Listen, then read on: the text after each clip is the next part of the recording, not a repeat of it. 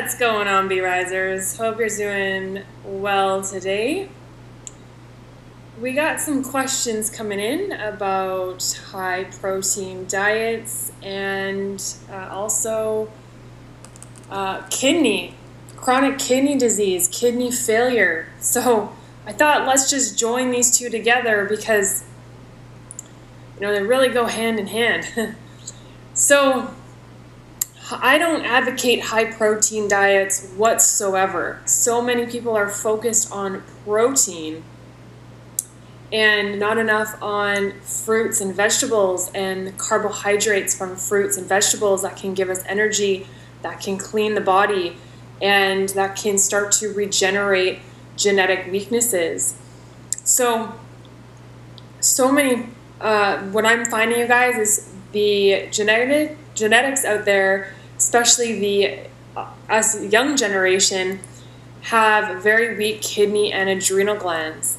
And this stems from, a number of factors, one being high protein diets. We can also look at stress, being in a stressful job or having a stressful life. That can really wear on the adrenal glands.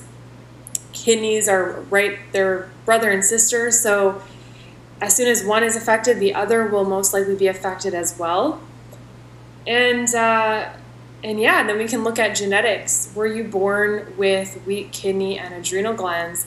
And that also, we always want to look at what your ancestors ate. It's always going to come back to diet and lifestyle on this Be Rising channel. So with the high protein diets, high meat, chicken, eggs, we're looking at foods that are high in cholesterol, which is a contributor to heart disease, artery plaquing. And I can get into the scientific data with you guys, and I follow the science, but I also follow nature. And we'll get into a little bit of the science today on high protein diets on the kidneys and what that does to the kidneys. But with eggs high in cholesterol, a lot of the meat out there is high in it all has cholesterol, and it's also high in phosphorus and nitrogen. And the body does require some amino acids, and amino acids are just building blocks, repairing and building muscle and tissues, and the body does require some amino acids. And I really want to point out that it's amino acids that we want, not necessarily protein. So many people focus on protein and associate, protein equals eating more meat, and that's not necessarily the case. So for me, if I'm wanting to work with people on building, we want to also look at health.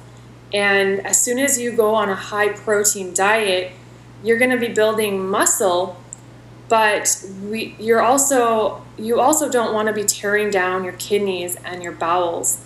And the whole body has to keep in balance. And when we start introducing high meat, which contains high nitrogen, phosphorus, to keep in balance, our body, our blood should predominantly be on the base side of chemistry, on the alkaline side of chemistry. So if we're bringing in too much phosphorus and nitrogen, the body wants to keep in balance. And so what's going to be affected, what's going to have to be pulled in if too much of this side of chemistry is being brought in, it's going to naturally want to grab calcium, potassium, magnesium. And what we look at nowadays is most people, that I'm dealing with, have very weak connective tissue. They don't really have very good strong bones. And over the years, if this is being passed down genetically, it's just going to keep getting weaker and weaker. And so what I'm advocating here is more fruits and vegetables and amino acids. which we can find in all fruits and vegetables, leafy greens. God, can't wait to open this papaya. And then it doesn't take a hit on our kidneys and our colon. We want to look at foods that can, help build us muscle, but also don't destroy our bowels and the kidneys. And the best foods, we're going to talk about the best foods for cleaning the bowels and the kidneys. But what I also want to mention is that the body is always going to work to keep in balance. And when we look at the weak kidneys nowadays, this is years of lymphatic sewage. And so when you guys will always hear me talk about the lymphatic system, which is our sewer system of the human body. And when we're bringing in too much bacteria, the lymph nodes get bombarded, and then you may go to the doctors. They may give you antibiotics, and that just wipes out all your bacteria, including your good bacteria. And that's not necessarily, that's not necessarily getting to the root of why is the bacteria there. And we shouldn't be, destroying all the bacteria. And the bacteria are actually there to break down sewage waste. And then it can, if your kidneys are functioning, it can be brought down to the kidneys to be eliminated so that you're not peeing on your knees and peeing out acids that it's burning. And some people nowadays, they can't even pee. They can't even urinate, so they have to go down the medical route and be on dialysis to help filter the blood. So we don't want that to happen. We don't want to be at a point where we have to be on dialysis for our blood to be filtered. We want our body to have a nice filtration system. And with the kidneys have their own filtration system, but they can be backed up, they can be congested with acids, mucus, this sewage that's blocking the tiny nephrons that should be helping to filter sewage waste. And what we can see with the science is that long-term effects of high-protein diets, especially red meat consumption over the years, may actually increase chronic kidney disease. And fruits and vegetable proteins may be renal protective. And yeah, that's huge, you guys. And some high protein diets, including foods such as red meat, full fat dairy products, may increase your risk of heart disease as well. And the reason is a high protein diet may worsen kidney function in people with kidney disease because your body may have trouble eliminating all the waste products of protein metabolism. So that's why if you go to the doctor, they're going to look at urea, they're going to look at your creatinine levels. Should be somewhere around 0.4, and that's indicating how are your kidneys functioning. And with these high protein diets, it's really going to break down the kidneys and the bowels. Just too much nitrogen, and the body has to break down these proteins into amino acids so that they're usable. So what we want to do is we want to be able to, I understand people want to build muscle and you want to look good and you want to be strong, but we also want our bowels and our kidneys to be strong. And we want to do that by keeping the body in still an alkaline, keeping the body in a base, medium, and not be too hard on the kidneys. And once everything becomes backed up, that's when we can start getting into major health issues. So what happens is if you're experiencing where you're no longer urinating, then you go to the doctor. They really will look at dialysis, but then if the kidneys, are no longer functioning, and there's also what they're going to recommend is kidney transplant, or removing the kidney and they don't talk about diet. So that's why I'm out here, talking about diet as being one of the most fundamental things you can do to change your life, change your health. And what I look at is I look at true naturopathy, which is based on science. And we look at restoring your health and vitality through your physical body, emotional body, and your mental bodies. And detoxification is what I focus on, and that encompasses the sciences. It encompasses chemistry, biochemistry, and physics. I talked in my previous video about Professor Arnold Ehret, with the mucus-forming foods being the root cause of disease. But for me, the true cause of disease is a destruction of energy. And that can be what we eat, what we drink, what we think, and what we feel. And all of that ties into health and vitality. So stress, if your relationships, your personal relationships, and then what you're eating and drinking and putting on your skin on a daily basis. What chemistry are you bringing in your body?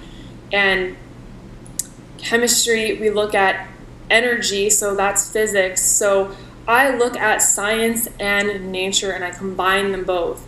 And for me, that's how I eliminated my own ovarian cysts and adenomyosis. And I understand when we look at what is causing inflammation, what is causing disease, dis-ease, it's really a disconnect from nature.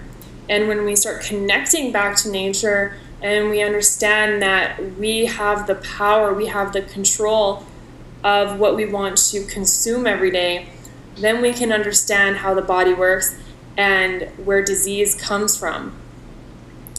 So for me, I look at restoring health and vitality through your physical body, your emotional body, your mental body. So we're going to look at all aspects of your life.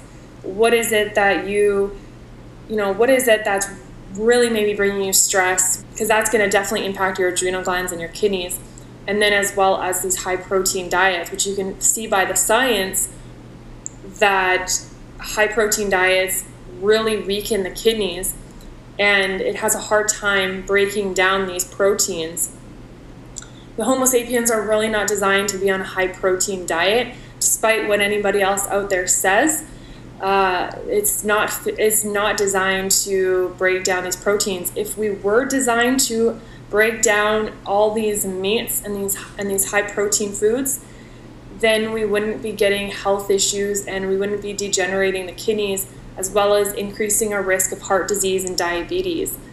So we look at the longest living cultures, we look to see what they're doing, we observe what they're doing, and they are on a predominantly high plant-based diet.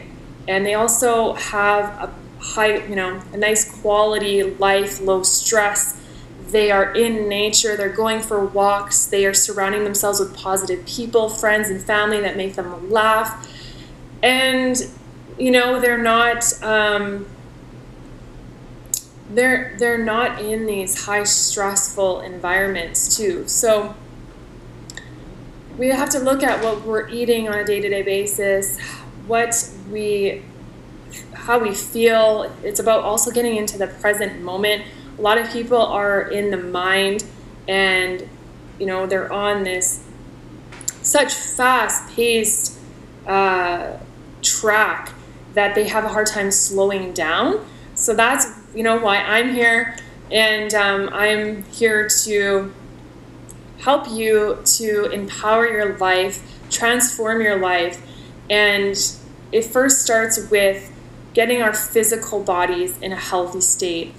And also that's going to tie in with your mental state, because a lot of times when we're in these fast-paced environments, we're chugging back a lot of caffeine. That's also going to be really hard on the adrenal glands. The stimulants, we're overstimulating the adrenal glands, and what I'm teaching here is true energy from whole foods like fruits. And when we look at wanting to regenerate the kidneys, if you have weak kidneys and adrenal glands, your fruits and your herbs are going to be, some people laugh at the way I say herbs, so that's why I'm laughing. Herbs are going to be the most gentle on your kidneys and adrenal glands. We're talking about your melons, watermelon, grapes. Those are going to be very gentle on your kidneys and adrenal glands, and very good cleansers of the body as well. And also, if we want to look at some herbs, that would be marshmallow root, dandelion. You know, dandelion should be coming up here shortly in my backyard. That's going to be very, very soothing for the kidneys and adrenal glands. And what we can see by the science as well is, you know, the science doesn't even recommend, people that have chronic kidney disease, they do not recommend high protein diets. So some people don't want to follow science, but I follow science. You know, you got to follow the scientific studies. You got to look at what is working for people long term, what increases our risk of chronic disease. And science is showing that that is high protein, animal-based foods. Some people may have got pushed up, like me, into the northern climates where, you know, some people are maybe forced way up north to hunt, but that's still not optimal, and it's still not, you know, going to increase longevity. So we have to look at the science, and then we also have to go beyond and also look at nature and connect those two. So I see, you know, a lot of people, they just focus more on the science, but they're missing also the nature tied in with that, and how we are a part of nature. So fruits are going to be your most cleansing for the kidneys and adrenal glands, and they are high in water, which is what you want. You want to start hydrating the body. Some of us have drank a lot of alcohol, me, and fruits are going to really start hydrating the liver and bringing a lot of minerals and vitamins to the body. Especially if you can't handle fruit right now, you may want to go with more greens, green juices, celery, getting in cucumber. Very hydrating and very gentle on the body. And even if you can't handle that, then I would say start with even just, you know, smoothies, whatever resonates with you, whatever your body is calling for. Start just focusing on more whole foods and start hydrating the body. When we look at why people are so sick nowadays, it's from eating high protein diets and very acid forming foods that really leaches, you know, the body always has to keep in balance. So it's going to pull calcium, it's going to pull magnesium, and is always going to want to keep in balance. So we want to really increase fruits and vegetables into our diet, and herbs. And if you're at that level where it is chronic kidney disease, kidney failure, I would say to just stick with the watermelons, the grapes. That is going to be the most soothing and detoxifying for the body. A lot of people nowadays are just eating way too many acid-forming foods, way too much nitrogen and phosphorus from the meats, nitrates from preservatives in the processed meats, and you know, just the fast food and the junk food is just all toxic to the human body and not designed for the Homo sapien. So we want to start bringing the body back in balance. We want to start hydrating the body with fruits and vegetables and alkalizing the body to bring it back into balance. So that is my take on healing chronic kidney disease. We want to look at those herbs as well. I mentioned dandelion, burdock, there's marshmallow root, even some parsley. Very, very soothing for the kidneys. And yeah, you just want to start bringing in those fruits that are going to start cleaning the little nephrons in the kidneys that can help filter out sewage waste. So thank you so much for tuning in today's video. I hope this helps you out. I'm going to be addressing more questions, more videos to come, and I feel like this really needs to be out there. We need to start looking at science. We can't ignore science, and we also can't ignore nature, which true naturopathy is science. It's based on physics, it's based on chemistry, and it's based on biochemistry and anatomy and physiology. And we have to look at our anatomy and physiology.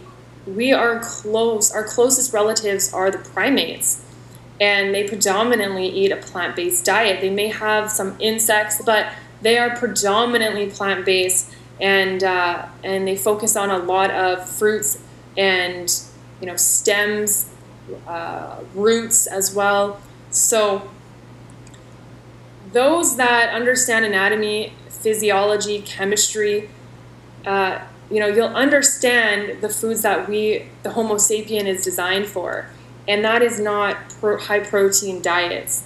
So hope this video helps you out. Stay tuned for more videos, and if you're going through whatever you're going through, know that I'm here for you, and try to just relax.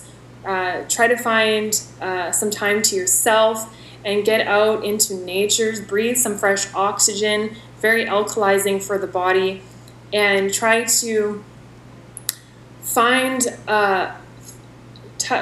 a way to relax and have some time, have some alone time with yourself, and find what it is that truly makes you happy.